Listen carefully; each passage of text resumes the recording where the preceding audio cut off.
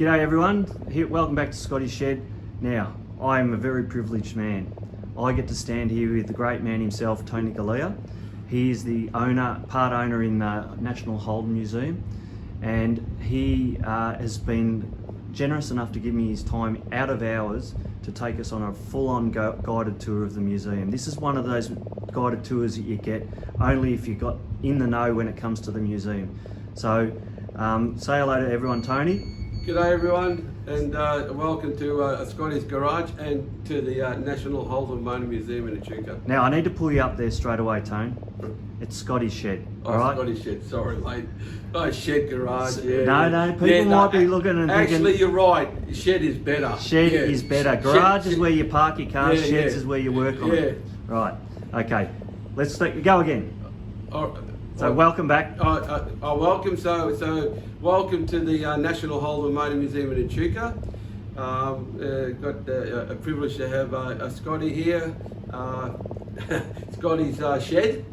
So that's where all the work's done. So Yep. There you go. So now I'm going to show you where we do some work in this place. So the National Holden Motor Museum's been in Echuca for 31 years. 31 years July this year.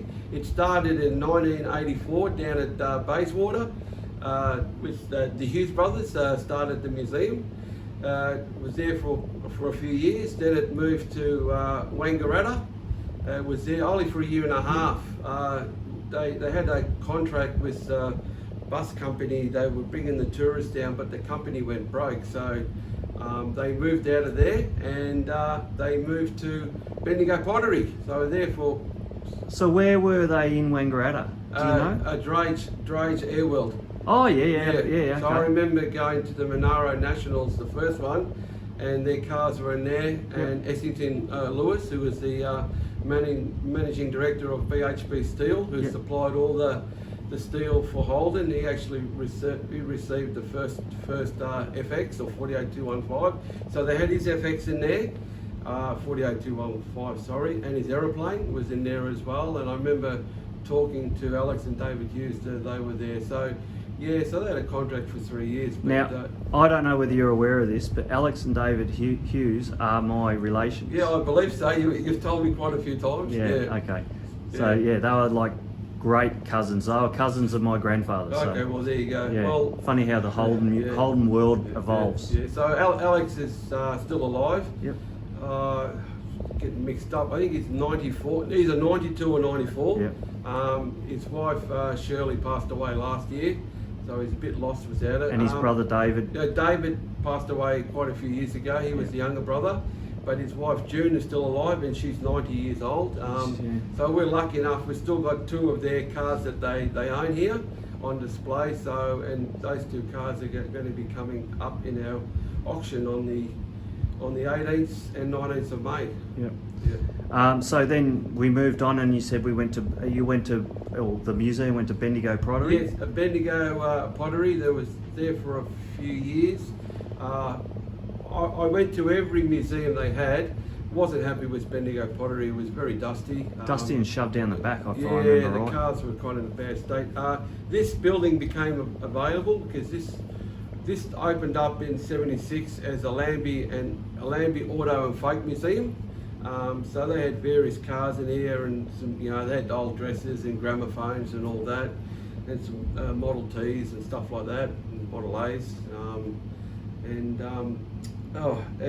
So they closed the business down 1990. They had enough, 15 years or so. It became a shoe factory in here and a Sunday market. So the market was taking off, and then they got approached by the Holden Museum in Bendigo, and they moved it all up here. So it opened up July 1993, and the managing director of Holden at the time, Bill Hamill, he come up and officially opened the museum. Who owned the museum in Bendigo at the pottery at the time? Do you know? The Baxter brothers, I believe. Yeah. And did they sell it on to Ted, who you bought it off? They moved it up here. Yep. And they still owned it. And Ted was a manager here. He was here for 20 years, but he only owned it for the last 9 years. So okay, so Baxter's had it for a fair while. Yeah, they had it for, and also Frank Code had something to do with the museum. Frank Code was he was a race driver. I think the Vauxhall. So I've just lost it. He raced the Vauxhall. He won a Bathurst. Really? In the Vauxhall, because when they had the different classification, yeah. I think in 1966 maybe or something, Vauxhall, it's the long Vauxhall, that looks a bit like Velox. an FB. Velox, yeah. Yeah. So, yeah, Frank Code. So, okay. And then he came from Kerrang, I think, and he had the dealership there, the Jeep a dealership, and he passed away a couple of years ago. So his actual daughter lives in Echuca now. I was talking to her the other day.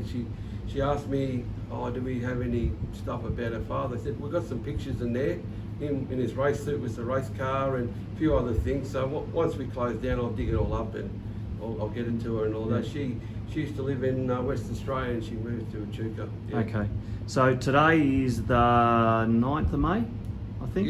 March, sorry? 9th of March. Yeah. So you got nearly a month until you close the doors. So That's it's right. 18th of April, is that right? 14th of 14th April of is the April. last trading day. Yeah, so we've still got a month. Yeah. So anyone watching this, if you want to get to the museum and have a look, you best move your bum pretty quick because they're not far off. They're counting it down. So it's going to be a sad, sad day. But unfortunately, this is what they've been, how it's all sort of worked out in the end for them. So we're open every day till that last day, 9 a.m. till last entry 4:30 p.m. Every day, 7 days. So and the reason why we're closing down is we had the business up for sale. We didn't have any genuine offers, so we thought let's make the next step and we'll close it down. Talking to Mark, he was thinking the same line as me about retiring, so that's basically what's happening. I'm going to retire and we'll put everything up for auction. So even the name's up for sale, so there's been a lot of interest in the name. So someone with big pockets might buy a whole lot of stuff and set it up somewhere else. Yeah, let's hope. Let's hope. Yeah. All right. So on that note, let's move on in and have a look around. All right. So this is the museum part. So as people come in, they head this way. So here we've got some of the, they're not all there, but a lot of the managing directors at Holden over the years. So there's Sir Lawrence Hardnett, who came from England. He was first a general manager at the time. Bill Hamill, he came up here and officially opened our museum in '93. You got Peter Hansberger. I believe he was probably the best. He really pushed the export market. And then you got Mark Rouse, who I believe is the second in charge at GM now. So yeah. Then you got John Bagshaw. So he was a South Australian. So yeah, a lot of them were from all over the world. Mainly America. Yeah. Okay. Were those guys employed or interviewed by GM, or are we still talking Holden here? Is Holden still GM? So America. Yeah, America. So Holden went into partnership with GM, and that's I think it was. I always bugger up my dates here. I think it's 1933, I believe. So yeah, so in charge was they all came from GM. Yeah. Basically, so. So the background on that is that Holden was a saddlery come business for horse-drawn vehicles, became bodybuilders for the States and for cars that were exported to Australia. Yeah, export. So before they went into partnership with GM, they would build bodies for all various models. The reason why the government put an embargo, they were trying to create work here, so that they couldn't bring a complete car into the country. So Holden would build bodies. Even the early Fords, I think pre-1926, the Model Ts, a lot of them were built by Holden. Yeah. Yeah, so, yeah. So there you go. All right, so in this area here, this is our TV room. We have a short film that goes on a loop, first 25 years of Holden. When we have groups that come in, school groups, clubs and all that, we normally do a talk here, talk about the museum, about Echuca and all that, and we do an airbag display. We've got an airbag set up, so haven't done it for a while because been too busy, but we've got a school group coming up shortly, 80 school kids, so we'll fire it up again. So this is the original travel case from Sir Lawrence Hardnett when he came to Australia, so it's 90 years old, so his daughter's seen it and his granddaughter as well, so lucky to have this. Yep. This is basically where it started, so these two cars are still owned by the Hughes brothers, so they're going to be up in our auction. They're going to sell up because like I said, they're in their 90s now. So this car here, the 48215, they restored that over 40 years ago. It's got tags on the motor before you start, because the motor's never been started, so you have to do this and do that. So I remember it, they debuted it in 1998 at Fisherman's Bend, Holden's 50th anniversary. I was there. My car was part of the parade and that. So we had the Prime Minister at the time, John Howard. He did a reenactment of Ben Chifley standing next to the car. So yeah, so this is the first Holden. Well, it's Holden. They were so busy making the FX sedan, and the first Ute came out in 1952. So the FX. So that was the first Holden Ute. And then over here you've got an FJ Army Ute. So special order by Commonwealth of Australia. So this is de-chromed. So they had other army cars. I think they call them canteen cars. Still had the chrome and all that. So it's a little bit interesting. So there's no chrome on it. Because if there was an air raid or something like that, they had lights. They had lights down here, so they could see on the road. Drip rail, so the normal Ute doesn't have a drip rail like that. On the dash, there's no radio blank or speaker grill. It's just a solid piece, so it's quite interesting. I think we can see in there, it's a bit of a glare on the window. Yeah, and you can see on this one, it's got the speaker grill in there, see, and the radio blank, which that's normal for an FXFJ. Yep. We'll take your word for it. Yeah. And here you've got a this is a 58 model FE sedan. So the FEs came out in 1956. The sedans came out, so they were still making the FJ Utes right up to the start of 57, and then the FE Ute came out. So this is a standard model, so it's not a special. It's a very original car. It's got no indicators on it, no safety belts, no eyebrow here. Only the specials had that, so it's quite interesting. No door lock on the driver's side. Yeah, exactly, yep. So all commercials at the time and standards and business sedans had no door lock on the driver's side. Mm-hmm. Yep. Here you have a 1959 FC Ute. So FCs came out 58, 59. So this is a very late 59. So it's been restored very well. Interesting car here. 1959 FC Holden was originally a Queensland. It was a Queensland built car. It was built in Perth, Holden in Perth. It was purchased new by the Springshaw Council in Queensland. So the Shire actually did the funerals.